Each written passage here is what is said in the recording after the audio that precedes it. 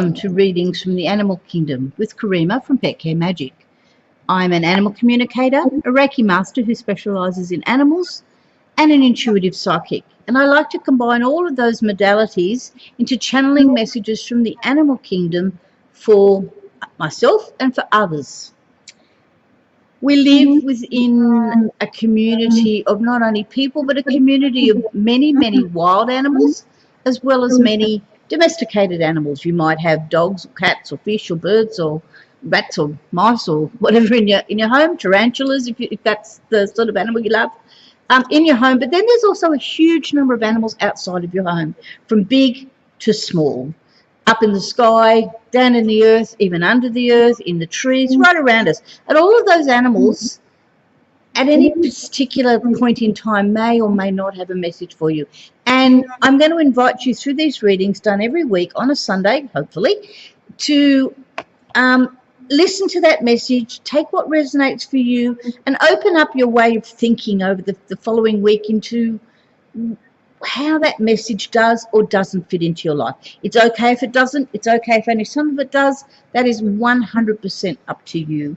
The animal kingdom has no egos. They don't mind. They just hang around out there, and if they're given an opportunity to communicate a message, they will.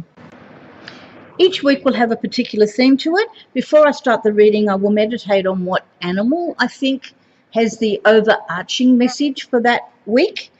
And I will then choose which of the numerous animal-themed decks I have to work out which deck I will be using for that reading.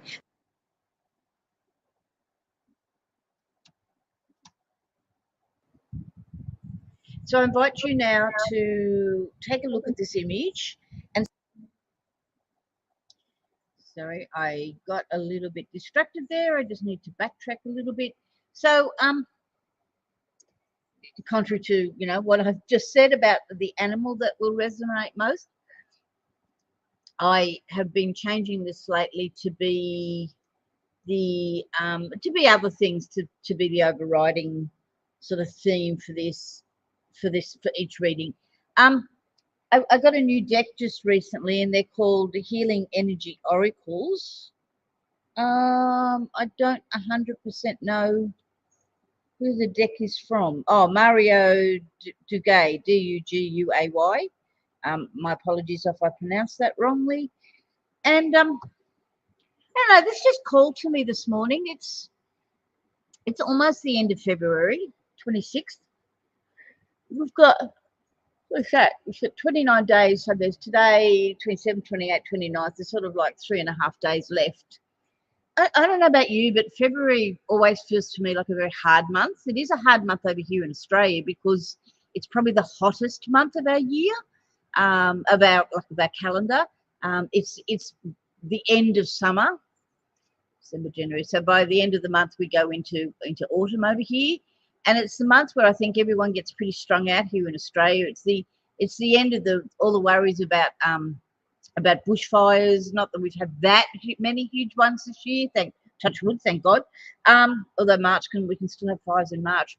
It's we're moving out of what is a really hectic storm season, although we still get cyclones in March and April, unlike when we used 2 years ago. It seems to be always a tough month for some, and particularly for me. Maybe I'm just channeling what happens in my life, but I know the animals feel February as well. Interestingly, if you look at statistics, it's heat stroke that's one of the biggest killers in everybody's lives, the animals' lives, our lives, particularly here in Australia, where some of our animals and some of our humans as well live in very challenging, hot environments. So the card that got pulled today out of this deck, and this is the first time I've ever used it. I haven't even used it to read for myself. It's a card about positive affirmations, and it allows you to focus on an affirmation that maybe you should hold true to yourself for that week, and keep reminding yourself about. So it's come out as the me affirmation. I allow serenity to reign in me. The love I have for myself invites harmony to settle within my being. I listen to, honor, and strive to fulfill the needs of my soul. It is a very inwardly looking card, and we have been doing a lot of inward looking work through these readings sort of over the last few readings. That is very much still the case here. And then I know what else I pulled after that, and this affirmation fits very well. So keep that in mind as we're moving through this reading today, and just remind yourself about this allowing serenity to reside in me. Be comfortable with who you are. Be comfortable with what you are. Love yourself first, because if you don't love yourself first, no one else, or that's not true, not no one else, but it's going to be hard for other people to love you, excluding animals. They will basically love anyone, no matter what happens to them or what's done to them, but even by that person. But love yourself first, and that will make life easier, and it will make communications with other people easier. It will open up possibilities in your life. And to listen, honor, and strive to fulfill the needs of your soul. Be what you need to be, not what other people tell you must or must not be, or what society tells you must or must not be. Again, that's been a recurring theme of our readings for quite some time. Okay, so what deck am I using this week? I'm using the Saltwater Reading Card deck by Laura Bowen. We'll just get rid of me on here, by Laura Bowen. And it's hot again here in Australia today. It's steamy, it's humid. So I wanted to reach out to the cooling water energy that this deck always brings. So I invite you now to take a look at this image and see whether A, B, C, or D is going to most resonate with you. It doesn't matter if they don't, because what I'm finding with these readings is that overall they're tending to add to each other, or they're tending to validate information or add on information that we've heard in the previous cards. That, along with the theme of the reading, is tending to make a readings that I'm saying to people probably are best thought about in totality rather than in any one particular card. However, if one particular card right now is screaming at you, me, then just jot that down for yourself and either go directly to that section and read that first and listen to that first, or pay more attention when we're at that particular spot. So the first card that came out is the albatross. And it was funny when I was typing this word up. It's an unusual word. It's a really strange word. I don't know what its history is. I'd be curious to know what its history is. But albatross, and I don't know why I always get this image of whenever I sort of hear about albatrosses, and the card almost shows it. I get this image of this very lonely bird, a long, long, long way away from anything, with not a lot around them except maybe the ocean. An image of a bird that's between destinations, between destination where it's going to and where it's come from, and that it's between destinations for a very long time, but it never seems to struggle with that. It never seems to worry about the fact that it's almost lost. Like, if you can imagine, I mean, I have been out in the middle of the ocean, luckily on very big boats, or I've also been out above the middle of the ocean in big planes. It's a very lonely place, and it's a place where it would be easy to feel very lost, incredibly isolated, and maybe incredibly upset that you seemingly have no sense of bearings around you. And that's what it felt like the albatross is bringing to us today. The word is endurance, and the meaning of the word endurance is hang on, says the albatross. Hang on, you're not as lost as it feels like you are, says the albatross. That you actually do have a very strong inbuilt radar that isn't lost like you feel personally lost. And that where you've come from and where you're going to, particularly the where you're going to, is very clearly defined internally for you. You may not feel that and you may not understand that, but you've got to trust within what is intrinsic or intuitive within you, that you will get to where you need to be. May not necessarily be where you thought you were going to be, because the albatross just reminded me about things like, air currents and storms and things that will put you off your journey, and that will sometimes mean that your journey won't be quite as you expected it to be. It may not be as short as you expected to be. It may not be as long as you expected to be, but it will be what it needs to be, and that you will get to a place that you need to be. And the albatross is just laughing at me, saying it's not. There can be some shocks along the way, because where you thought you were going to may not necessarily be where you end up. And it may be faster than you think, or it may be slower than you think. And that he's saying, roll with that. Take that on board as that's what your journey needs to be. And going back to what our affirmation card is, our affirmation card is saying, feel secure, internally secure with that. Feel harmonious with what that journey needs to be. And honor that journey, however it looks. And the albatross is saying, you're all you need. You don't need a mountain of other people around you. You don't need to rely on other people to be to be on this journey. That it's perfectly okay to be 100% alone in this vast sea of which it feels rocky, and at times things will come up. Like, the sea is never always calm. It can be calm, and then other days it can be incredibly windy, and then big storms might blow in. Big undercurrents might happen. Even things like underwater volcanoes exploding. That it's never ever. In fact, it's rarely super calm. But you can weather all of that happens, and you can actually weather it better than you think you can. But you've got to learn to go with the journey. That's sort of making sense. Let's have a look, and then we go on to card B and card C. Sort of switch this reading around and take it in a different track, which is very interesting. I sort of started this reading off when I pulled the first two cards and thought, okay, this is all going to be about very, very singular internal stuff, looking inwards, which a lot of our readings have been lately, and less about the community we're living in, until I pulled the second card.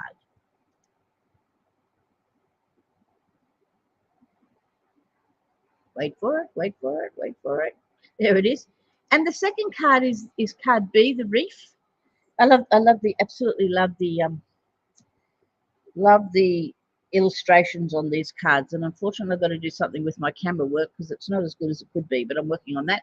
The reef.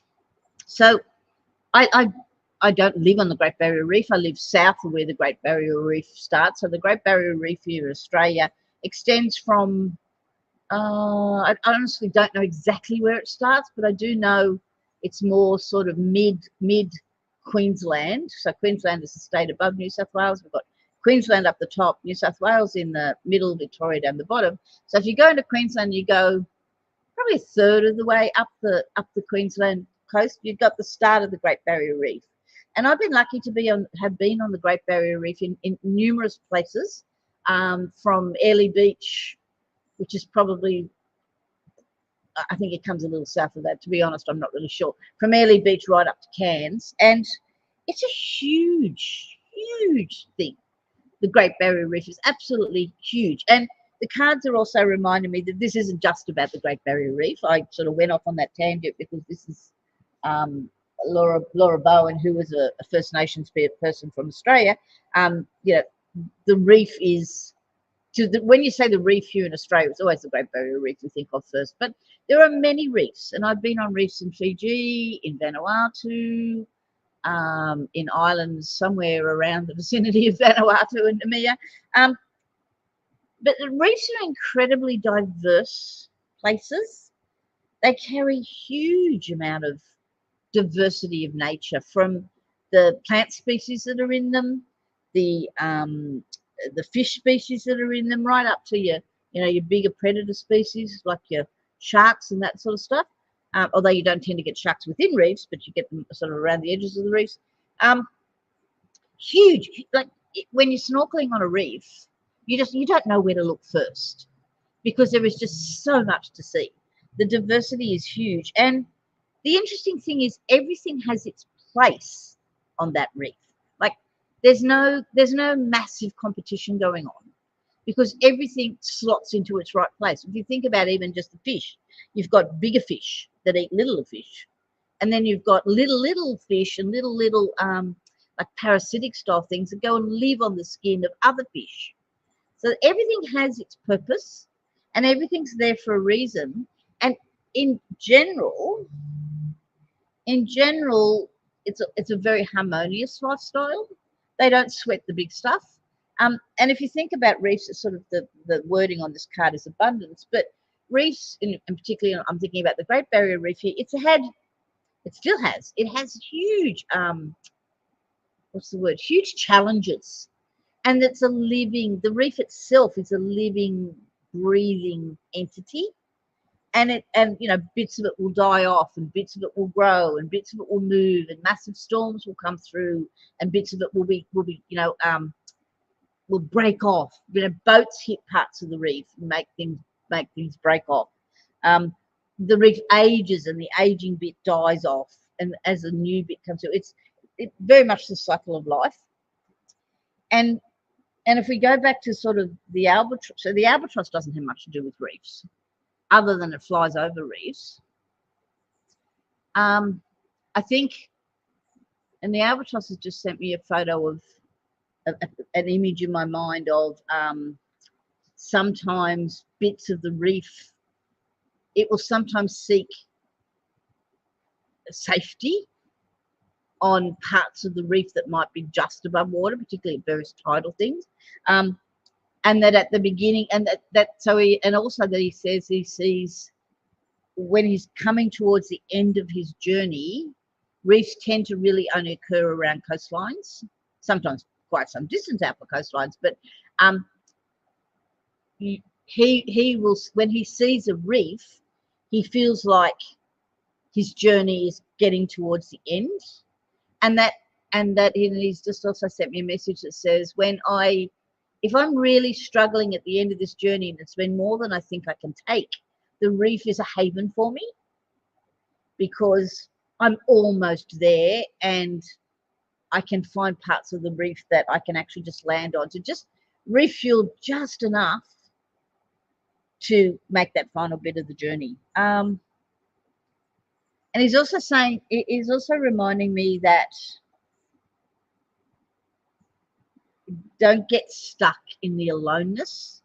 Just remember that even if you are alone and up there on this really, really huge journey, to keep remembering that there is huge diversity not that far away from you, sometimes even below you, and it's there, and it's abundant, and it's diverse, and it doesn't go away, even though sometimes it feels like it's gone away. I think that's the sort of big story of the reef today. And then the third card, came up, and that sort of startled me. So just, is it going on? Yeah. So just for those who are new to these readings, basically, I have a card I draw at the beginning that sort of tries to set the tone, the overall tone for the readings. Then I have one deck, and I that's been chosen depending on my mood generally, or what's calling out to me, because I sit and look at all the decks and go, okay, which one wants to be used. And then I take all of the cards out from that deck and I sort of shuffle them, move them around, put my energy into them, whichever way, shape, or form that happens. These are quite big cards, and I can't shuffle them per se, but I just sort of move them around and try and interact with the deck. And then I asked the deck, okay, which 3 cards do I want? And it never ceases to amaze me how the 3 cards that come out always make sense. Like, they don't make sense at the beginning, although this time they did. When they came out, they made perfect sense. And so this one makes perfect sense because this is the coral. And we were just talking about the reef. And one of the biggest living structures within a reef is, of course, the coral. And I don't know how many of you have had the chance to actually touch and feel coral. I have snorkeled on reefs where there's been coral. I've touched it when it's been in its native environment. I ran a pet shop for many years where we were involved with selling marine coral under very specific situations. I've seen it in many of the places where I've gone, seaside places. Here, Australia's an island, it's a wonderful island, and we've got the ocean, various oceans all around us. So wherever you go in those sort of seaside areas, you'll always find someone selling coral. Like, you can even get coral jewelry, bits of coral jewelry. Again, there is rules and regulations on how that is sold. It's an incredibly strong piece of material. Like, it is a living. It is an animal. Coral is an animal. It's not a rock, which is what you would think. And of course, it's got to be taken out of the ocean in a certain very strict way, because it is an animal. It is an actual animal. But it's incredibly resilient. The strength that coral has. Think about what it's got to put up with when it's out there in the ocean. I mean, water is incredibly powerful. Tides are incredibly powerful. Water currents are incredibly powerful. I did a lot of swimming at the beach when I grew up, ocean swimming, so Queenscliff and then around on the harbour, but particularly at Queenscliff, my father taught me from a very early age about the danger of rips, which are currents within the ocean. So you can get stuck in a rip. You can't, if you're good enough, and Dad used to teach us how to sort of try and look at the ocean before we go in and assess what sort of rips were out there and what sort of currents were out there, and look for still water versus rips. And if you look, it's a show on TV called Bondi Rescue. It's a reality show, and there's some very, very strong rips. And if you get caught in a rip, you have no power over the water at all. You have just got to, you can't fight the rip. You've got to sort of cross swim to the rip. There's certain ways in which you deal with being in rips.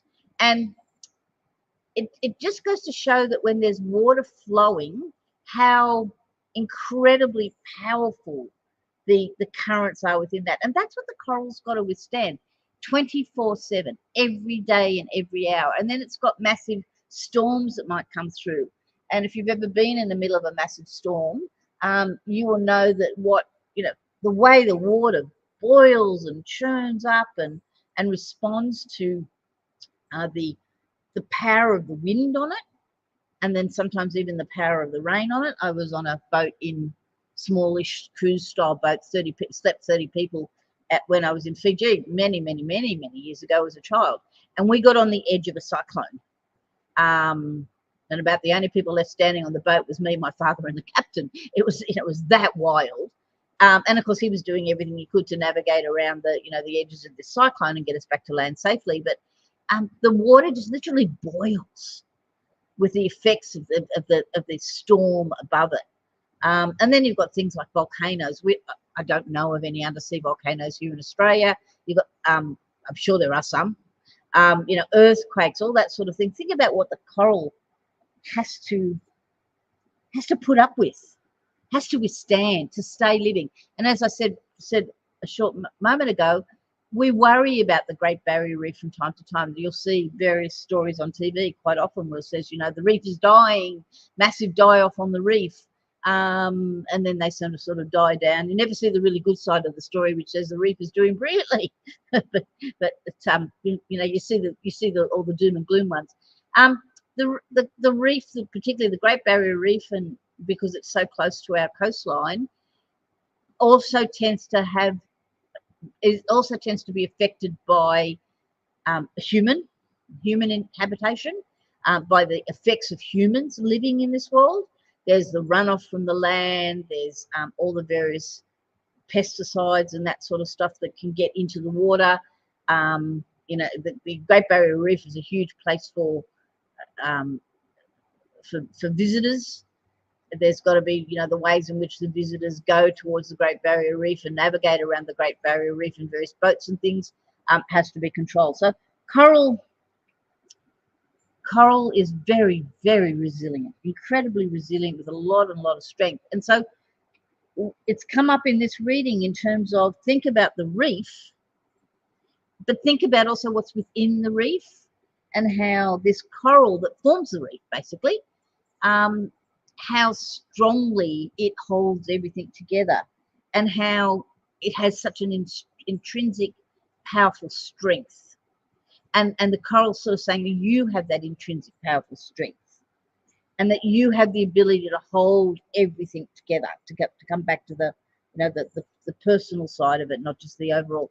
And that by you holding everything together within yourself, and everybody doing that in the collective, means that the reef per se, and if you think about the reef in terms of humanity, or in terms of just let's take it back even to communities, that individuals holding themselves solid, and all the individuals holding themselves solid, and then holding the community solid, means a great structure with a lot of abundance can fall. I hope that's sort of making sense to me. I hope that's making sense to you.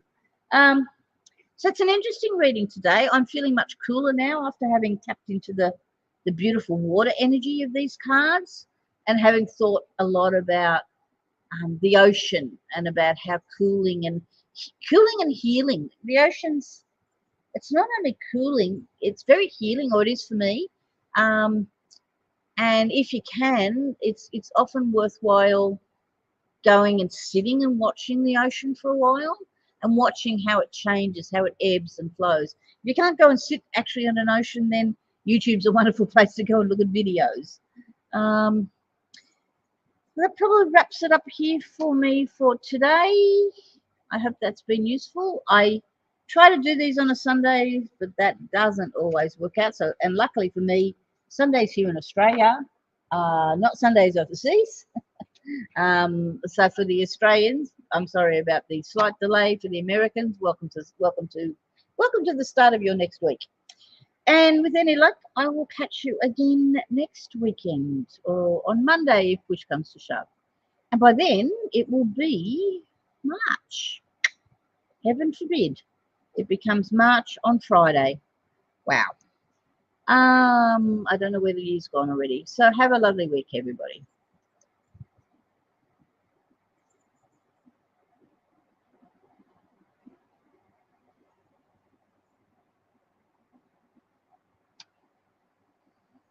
Oh, and I need to remind you, don't forget to like the video, subscribe to the channel, and click on the notification button, and tell your friends, because it would be really nice to have this channel grow somewhat, and so that I don't feel like I'm talking to nobody, and I don't feel like, and I feel like someone's getting value out of this.